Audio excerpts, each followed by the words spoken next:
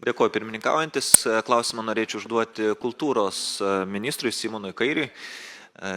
Štai jisai nustebo, bet klausimas jums, be abejo, jūs kaip kultūros ministras vis dar, kaip Seimo narys, kaip Lietuvos galų gale pilietis, tikrai turite visą teisę vertinti įvairius politinius procesus ir pastaruoju metu esate užlypęs ant tokio, sakyčiau, moralinio kalno, vertinant įvairių koalicijų sudarimo peripetijų klausimus ir panašiai.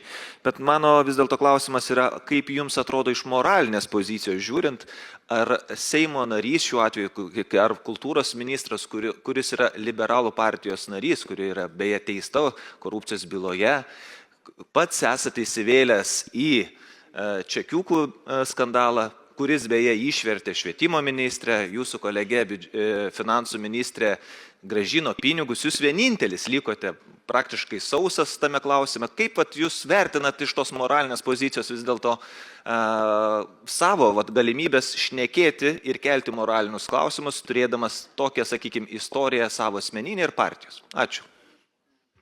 Na, turbūt kalbėti yra kiekvieno Seimo nario laisvė, teisė ir galų gale pareiga. Kitas dalykas, gerokai dideli yra skirtumai tarp to, į kokius moralinius klausimus įsivėlėte, tarkim, jūs, ir į tuos klausimus, kuriuos bandote man pateikti, kai jau kalbant apie bylą, kuri jau paskutinį teismo sprendimą viskas turėjo, baigėsi.